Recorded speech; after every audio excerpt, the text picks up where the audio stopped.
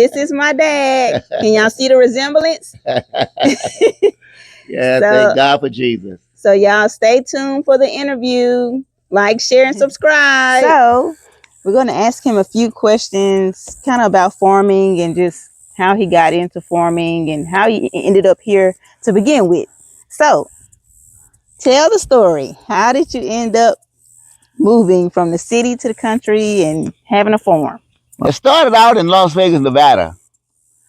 One morning I got up and my wife was cooking and breakfast, and I heard a voice saying something to me, and it said to me, "Sell your house and move." Well, I smiled and said, "Okay." So I went down and ran around and said, "Honey," I said, "Guess what?" She said, "What?" "The Lord says, sell the house and move." She said, she laughed at me. Well, she laughed because there was 3 houses around us for sale and neither one of them sold. So I had a neighbor, my neighbor next door to me, neighbor down the street, and a neighbor in the backside of me on the other street. Well, neither one of their houses is sold. So he was a captain in the Air Force. So we took 2 of the little white 2x4 cards and put our address on there, house for sale, how much we were selling it for. And he put one of the cards on one side of Nellis Air Force Base, and he put the other card on the other side of Nellis Air Force Base. Needless to say, a little over 2 weeks, my house sold. And my wife said, "I guess God wanted to move." I said, "Oh, yeah, I think so." So that house sold, and she was pregnant. So we had to make a decision. Do we leave right now, or let the children get born, and then we take off after that? Because that hospital bill kind of expensive. So we both had insurance. So we stayed long enough for the birth of the baby, and then we prepared ourselves to go. Now, do you want the whole story? Sure. How much you want? Yeah, tell the story. All right, so we began looking for motorhomes.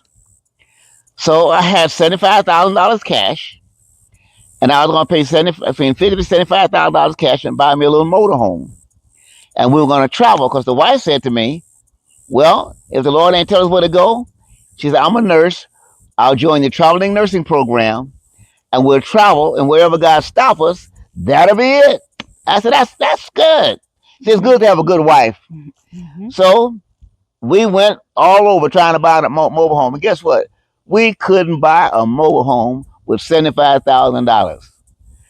And that was over 39 years ago. Mm-hmm. So what happened was, I said, I know what we're going to do. She said, "What?" "We're going to buy us a brand new vehicle. We're going to put a hitch on it, put a trailer behind it, and we're getting out of here." Mm-hmm. So we did that. And we pulled up to church that morning, and Pastor Dion and the family church come running out the church when they saw it. "Well, you can't leave. You can't leave. We've been praying that you have to stay." I said, "Is that why I couldn't get a motorhome?" "Y'all been praying, and we've been trying to get out of here." I said, "We gone, y'all." So it's that service, kissed everybody goodbye, hugged it on, and we hit the road. And it's been a journey. It really has been a journey. So the first place we stopped in was Louisiana. And stayed in Louisiana. Things was going great for us there. Pastor offered me a church there, and I mean, it was just great. And I told him, I said, "Well, I can't take the church." He said, "Why not?" I said, "Because God ain't told me to stop yet." I got to keep moving till God tells me to stop. He said, "But it's a nice church." He took me to the church. It was a very nice church, nice people, and had everything going with it. But guess what? I couldn't take the church. So we stayed a little while longer. We traveled again and came into Mississippi. Never been in Mississippi in my life. Did not know one person in Mississippi. One night with one of the men in Nevada says, if you stop in Mississippi, go see a friend of his. So we stopped, see Pastor Brown. He invited me to come and preach that Sunday morning. That Sunday morning, went there and we was preaching. And while I was preaching, God started talking to me. He said, "This is it." I said, "Mississippi." He said, "This is it." I said, "Mississippi." So I couldn't wait till I got through preaching so I could run down and grab my wife and tell her Mississippi is it. So as soon as I was Mississippi over, I ran down, grabbed my wife and said, "Honey, guess what? What?" God said, "This is it." She said, "What?" Here in Mississippi. I said, "Yeah, Mississippi." We didn't know one soul in the state of Mississippi when we came here. And so I asked God, I said, "God," I said, "now, if this is where you want me to be, I'm asking for one thing. I don't, whatever you want to do with me, fine. But I'm asking you for one thing. Whenever you get me where you want me, replace my wife's house. Because she's given up her home to follow me as I follow you. And we have our home today because of the Lord. He gave us our home. And so I didn't have that. It was a beautiful thing because in getting the home, it was a work in progress. We drove around for a year and a half looking all over, but within 25, 30 miles of Jackson, looking at land. I don't know about land. I'm looking at everything I can look at. So the wife came up with an idea. She said, remember that first piece of land we looked at? I said, yeah. Call that man, see if they still got that land. We called, and guess what? The land was still vacant. We made a bid on it. They took the land, 50 acres of land, for $40,000. When I was in California, we probably tried to buy the half acre. The half acre behind me was $40,000. So now I got 50 acres for $40,000. So God opened that door. And I don't know anything about. I got 50 acres of land. I don't know nothing about planting no greens, beans, tomatoes, or nothing else. So we got the land, and my son Joe had a couple of horses. He brought his horses out here right away. Had a little corral down there. And so one of my neighbors pulled up in the yard one day. He says, "Joe." I said, "Yes, sir." He said, "You need some cows." I need some cows. I said, "Man, I ain't got no money for no cows." He said, "Joe, you need some cows." I said, "I told you I ain't got no money for no cows." So he left. I left. I come back home. He done went home and got 2 cows and 2 calves and put them in my yard. I said, "Oh, God, how am I going to pay this man? I ain't got no money. God, how am I going to pay this man?" I jumped in my little vehicle, ran to his house. I said, "Well, I can't pay you. I ain't got no money." He said, "Joe, did I tell you you need some cows?" I said, "Yes, you did." I said, "Those your cows." "Okay, Lord, what you doing?" "What do I know about cows? You eat them." So God began to open doors. And this is one of the things I will share this with you because coming up in California, there's a lot of prejudice there. And what God has taught me coming to Mississippi, God got good people everywhere, wonderful people everywhere. And that Caucasian brother and the rest of my neighbors here has been so wonderful to me. It has been an awesome experience coming to the country. I'm in the country, and it's been a beautiful experience. So that I've got my first cows. Well, I don't know nothing about cows. I don't know nothing about grass. I don't know nothing about nothing. Mr. Smith's right around the corner from me, another Caucasian brother, wonderful young man. And I went by his house talking to him, and he looked at me and says, "Joe." I said, "Yes, sir." He said, "Don't go buy nothing. I got everything you need." I don't know what I need. I did. He said he had all the tractors, all the equipment. He said, "Come and get what you need, wash it, and bring it back." That's my main experience in the state of Mississippi, learning how. So Herbert Turner, a brother belongs to another church, him and a few other brothers started teaching me how to take care of the cows, how to build a fence, because I had to build a fence around 40 acres of land, how to build a fence, and I'm doing everything I can, and how to run a chainsaw and cut trees down, and how to stack them and burn them, and I mean from sun up to sundown, I was out here cutting trees and burning them down. I cleared a lot of this land by myself on my knees. And they were somebody come by the house and said, Joe, I said, yes, sir. I thought you didn't know how to do it. I watch you. I learned by watching you. So I got taught here how to get into farming. And we took those 2 cows and 2 calves and we turned them in at that time. It was 45 head of cattle that we ended up with on this acres. I have 25 acres that are clear here. And then one of my neighbors, he taught me about soil and water, NRCS, the Natural Resource Conservation for the state of Mississippi, and got introduced to those programs. Well, I had needed water for my cows. Okay, guess what? By the grace of God, God opened that door, me meeting them. All my ponds, I got 6 ponds here, and all of my ponds has been put in by the government through the soil and water, NRCS. I thank God for the programs that are available in the state of Mississippi. Actually, they're all over the United States. But I got introduced to that into what called the farming.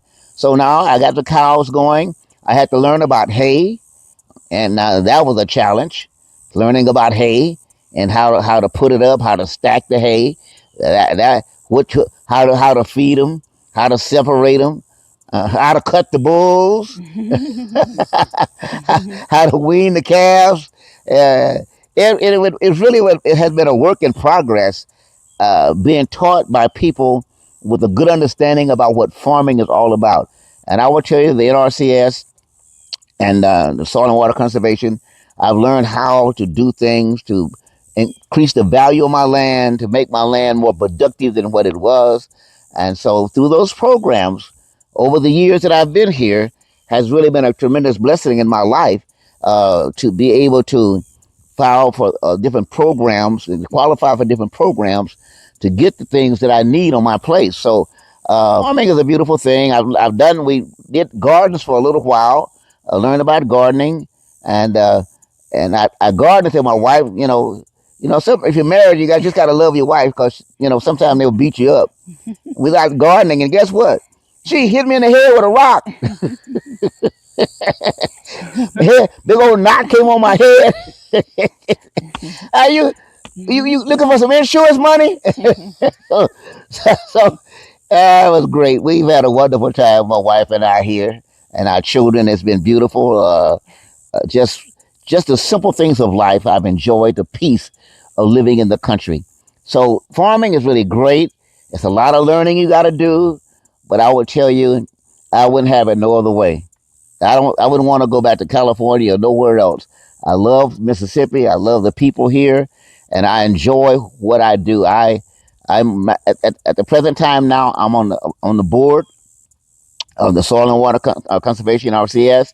I'm a board member there, and I'm enjoying learning about how things operate in the state, about how uh, like we got programs like where you got black people that are not can't qualify for a lot of things, but guess what? They got a program for black people to they could qualify under these initiatives that they have now, and they are great programs to build your place to what you're trying to build it to. The fencing around my place, I thank God. I got fencing around here. I got fencing, cross fencing. I got my place cut up into 6 different pastures. Uh, and it's just really wonderful how you can rotate your cattle. So farming is really beautiful. I've got 2 barns now that I got hay in my barns. I've learned how to uh, put my hay up. Not I'll be out in the weather, but put it in the barn. And what happens is, if you leave your barn or your hay outside all along, you lose anywhere from 2 or 3 inches of the hay on the bottom. That's a loss of money. So if you say you got 150 bales, 200 bales of hay, that's a lot of waste. So we've learned how to put our hay in the barns, and that way I get the advantage of all the money that I put into the grass. So there's a lot of things that I've learned how. We've got a silo now where I could just pull my 4 wheeler up under there, load my 4 wheeler up with what I call a Harper Junior, and I could drive past my troughs, hit a button, and it shoots the feed right into the troughs. Uh, A lot of learning, lot of things. It's just going well. Fishing is good. We got nice bass. We got nice catfish and nice brim. We've caught they've caught actually a 10-pound brim out of my pond, and we've caught bass anywhere from 12 pounds, and it's just catfish. Woo, yeah, they got hips on them. So so we just enjoy the country, and I hope that you that might be interested in and starting a farm, there are programs out there that will help you get into programs and to better put you in a position that your farm can take care of you. If you know one thing at all, God has intended land to take care of us. And guess what? Even today in this time, if you operate your place correctly, your place could take care of you. You don't have to work till you're 70 years old or older and then retire. You can retire earlier because you get your land paid off. Your land it takes care of itself. That's what God intends. Farming is a beautiful thing. I'll say this: it's not for everybody, but it's for me. For me and my house, we gonna farm with the Lord. So just thank God for Jesus. I hope that anyone that got any questions, my daughter's here and they put me in this position, y'all. And they offered me no pay, and nothing. I don't even look. I don't even have a cup of coffee in my hand, a soda pop, or nothing. She just threw me in a chair. It's time, I can get you some coffee.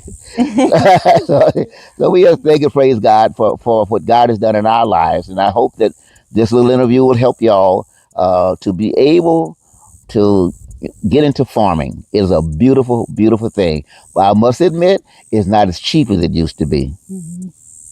But you have to prepare yourself. You know that the Bible says what? You take care of the church, the pastor, take care of your bills. Have you read the next part of it? It says save money. We got to learn how to save money. Out of every piece of money that come into your house, you got to learn how to save some money from every piece of money. I've been living by that for many, many years, and it works. So I thank God for y'all. Thank God for you watching this tape. I hope you don't burn it. We love y'all. God bless you. Thank you, Dad.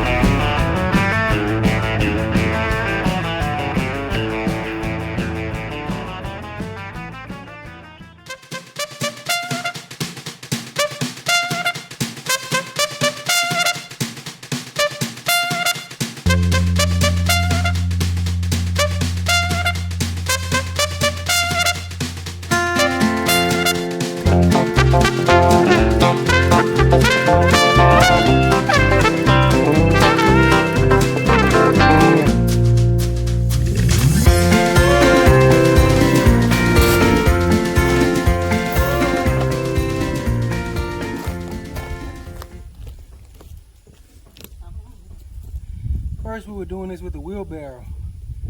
Figured out, probably could do it a little more efficiently with the bucket on the tractor. Put the bucket on, brought it over. Now we're filling up the bucket with the rocks for to fill in the holes for the posts. Instead of putting in cement, father-in-law started using rocks, gravel years ago, holds the post very steadily. So that's what we're doing right now, filling up the bucket. Take it back over here. We'll pick y'all up in a little bit to show you that. But we're putting down posts to try to finish up the catch pen. Working on the catch pen so we can get the calves separated. Got some calves that's ready to go to sale, so we're trying to get that taken care of today.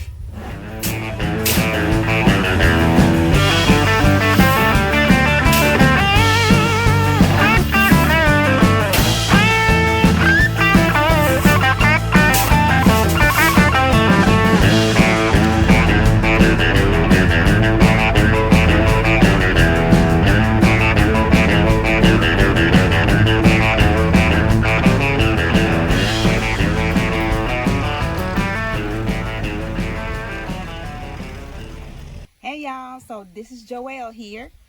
My husband is talking about my attire. What do y'all think? See, I have my fanny pouch here. I use this for my screws. Think it's a good accessory to have when you're out here working. I have my long socks to keep the bugs off my legs. What? What? With all that exposed. Well, most of my legs. I had on my boots, y'all, but the boots are so hot out here, so I decided to put my tennis shoes on instead, and my visor hat. So, is it a yeah, no, or is it a yeah? Let us know. How about a no, no? From there to there to there. Because this ain't gonna work here. We can forget about that. We can forget about that. So, but if we went here, we okay, right? We just had a little left over, didn't we? Right. So, we went two, go right here. I'm trying to think if we could just stay where we are, like that. Because we're going on the inside. That give them plenty of turning room. I can't see why it don't. What you think? I mean, I can turn that big old boy we saw up in there. Yeah. Okay. All right. So they're gonna go through this little What's space it coming right down here, through like here? this. Yeah, this little thing. 30 inches wide. You can't give. You got to keep them moving. Yeah. And give them room to try to turn around. Mm-hmm. Okay. Yeah, you can.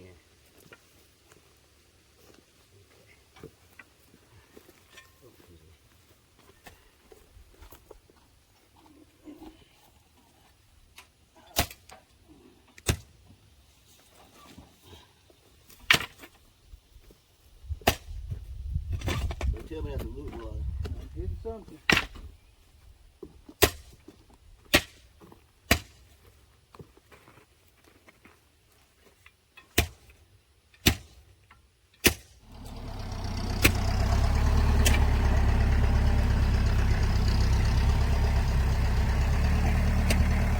So a little bit of a hole right there to show where we need to put the auger down. Kind of give us a marker. Hopefully we don't hit any roots, tree roots right here. Got a few tree roots running through here from the tree that was cut down right over here. So hopefully we're not hitting a root with this hole right here. But we're about to find out.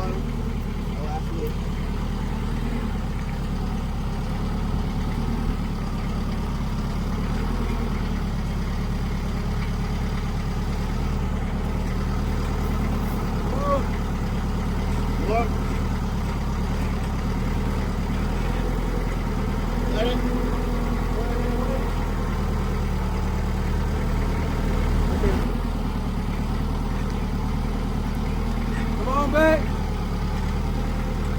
Come on.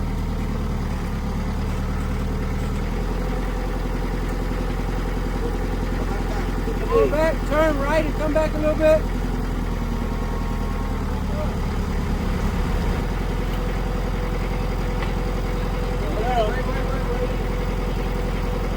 Yeah, we're gonna have to go. Raise it up. Go forward a little bit.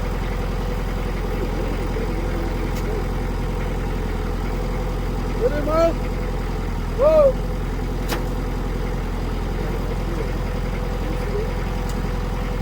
Bang. Okay.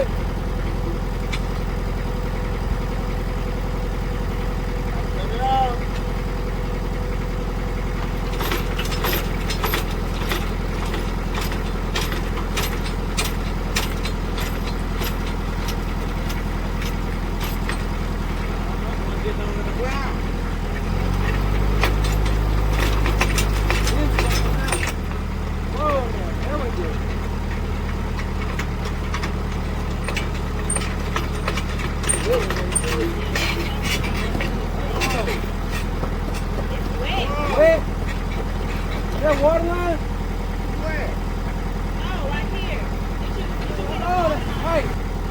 water line.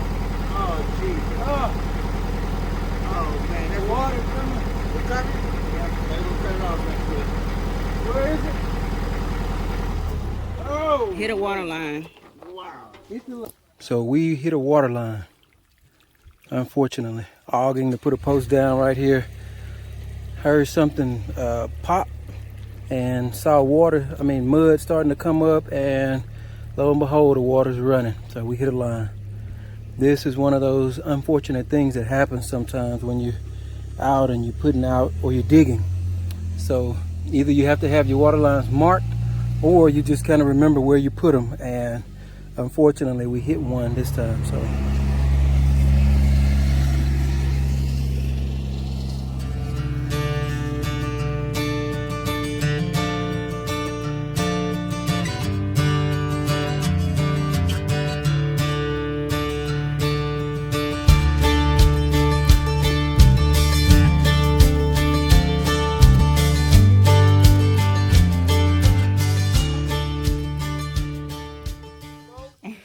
How you good folk doing?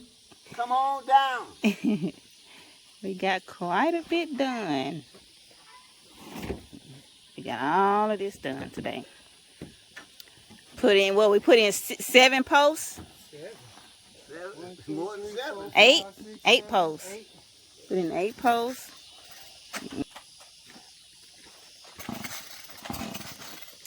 Aren't those in the way? Those posts? Nah, Dad, just leave it for today. All right, so the cows will. So the pen starts here. The cows will walk in, and they will come through here down this narrow area. It's 30 inches wide. Come through here, and they turn right here. Now they might try to turn back around, but we have a plan to solve that. Then they're gonna come down through here. Come down, and then they come in here. This is the weigh station, so we weigh them in here. Their heads go through here and get closed in, and if you want to load them in a trailer, you have the trailer in front, and they go straight through this area. It opens up.